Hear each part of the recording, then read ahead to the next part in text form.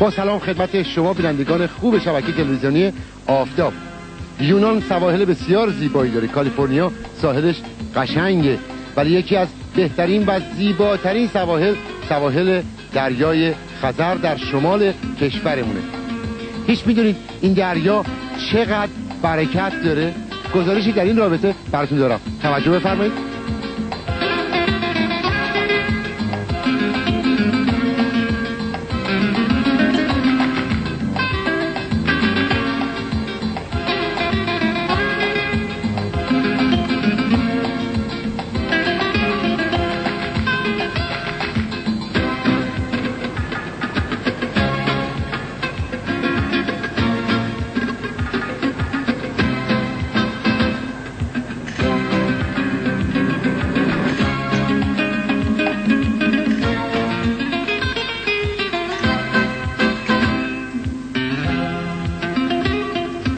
آقای مهندس لطف کنید بفرمایید، این مثل این که اوزونبرونه اولیه. کوچکترین ماهی خاویاری است از خانواده تاسماهیان. همین ماهی اوزونبرون یا دراگول یا سیبروگا بهش میگیم.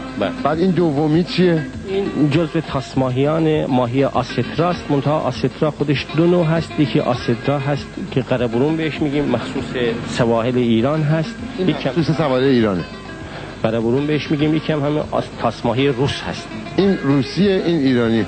قیافه ها مثل که ماهی روس بهش میگن. فرق هم میکنه قیافه ما هم میشه. بله تفاوت میکنه. خاویاردهی این قره‌برون که مخصوص سواحل ماست به مراتب بیشتر از چالباش روسی است. بعد این یکی لطفا کنید خود عقب‌تر بریم که دوستان ما هم بتونن ببینن. این چه ماهی هستش؟ شیپ هست، از خانواده تاسماهیان هست. منتها میزانش خیلی، مقدارش در سواحل ما خیلی کم هست، یا کمیاب هستش این ماهی شیپ. بعد همین هم که ازشون فیل ماهی است که بزرگترین نوع خانواده تاسماهیان. شبیه فیل هم هستش آقای مهندس. عمل آوری خاویار دارای چند مرحله است. مرحله اولش آوردن ماهی در کرپیسید هست، بعد شستن ماهی است، بعد از شستن ماهی خونگیری ماهی است، بعد از خونگیری بردن ماهی در سکوی مخصوص برش به حساب ماهی است که در اونجا شکم ماهی بریده میشه و خاویار یا به اصطلاح همون تخمدان ماهی خارج میشه. در ظروف استیل اینها رو میریزن. بعد برای عمل آوری مجددا اون تخمدان رو به قطعات کوچیک برای راحت‌تر الک کردن قطعه میکنن، به قطعات کوچیک تقسیمش میکنن. بعد این قطعات رو روی الک‌های مخصوص با دست با آرامی حرکتش میدن تا تخمک از تخمدان، پوسته تخمدان جدا بشه و داخل اون ظروف استیل ریخته بشه. بعد از اون خاویار رو میشورن و بعد مقدار نمکی که باید بهش اضافه بشه به ازای هر کیلو خاویار اونو تعیینش میکنن، نمک رو توزیعش میکنن. بعد مجددا اضافه میکنن نمک رو به خاویار. عمل آوری خاویار توسط خاویارساز انجام میگیره و بعد خاویارهایی که احساس کرد عمل آوری شد مجددا در داخل الک ریخته میشه. الک رو قشنگ تکونش میدن تا اون شیرابه ها و اون ضایعاتی که داره خارج بشه و بعد از اون مرحله در داخل قوطی های 2 کیلویی یا 1 کیلویی خاویار ریخته میشه.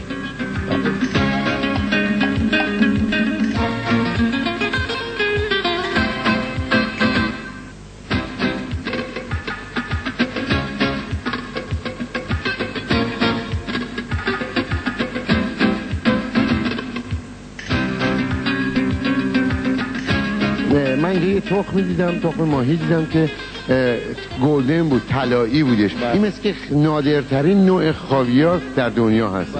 ممکن توضیح بفرمایید در رابطه با این؟ خاویار دارن متفاوت هست. منتها این رنگی که شما ملاحظه کردین اینا خیلی کمه، نادره. این در طول سال ممکنه هیچ ما 100 کیلو هم از اینا نداشته باشیم. ولی اکثرا رنگ‌هاشون خاکستری هست، رنگ‌های به حساب سیاه هست. این رنگ هاست، رنگ‌های غالب ما ایناست. آقایونی که الان دارن کار میکنن اینجا چیکار دارن انجام میدن؟ در اینجا یه سردخونه 100 تنی داریم که این کلیه این خاویارها رو در اینجا نگهداری میکنیم. بعد در فرصت‌های مناسب این برادرای ما در اینجا اون خاویارها رو میارن، از نظر کمی و کیفی خاویارها رو در اونجا چک میکنن. بعد این خاویارها که اینجا به حساب کنترل شد بسته‌بندی میشه، مجددا در اون سردخونه 100 تنی ما نگهداری میکنن. آقای مهندس، خاویاری که من ببرم خونه و اینو مصرف کنم چه مدت من میتونم اینو نگهداریش بکنم تو منزل؟ خاویارها اگه در شرایط مناسب نگهداری بخواد بشه، همون عرض کردم در منهای 3 درجه میتونیم به مدت طولانی نگهداری بکنیم، ولی برای مصرف بهتر اینه که سریعتر مصرف بشه دیگه، بیش از 1 ماه نگهداری نشه در داخل منزل. در ارتباط با علل کیفیت بالای خاویار ایران عوامل متعددی دخیل هست. من به چند تا از اونها اشاره میکنم.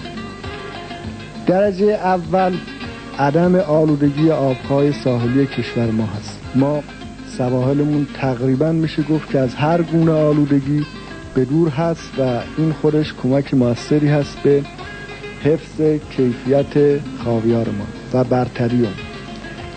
نکته مهم دیگه‌ای که وجود داره تکنولوژی در واقع ساخت و استحصال خاویار هست که ما هم خاویارسازان بسیار مجربی داریم و همین که شرایط بهداشتی که اهمیت بسیار زیادی در حفظ کنترل خوب کیفیت خوب خاویار داره در واقع رعایت میشه و ما استانداردهای بهداشتی رو بسیار دقیق و جدی در مورد خاویارمون اعمال میکنیم.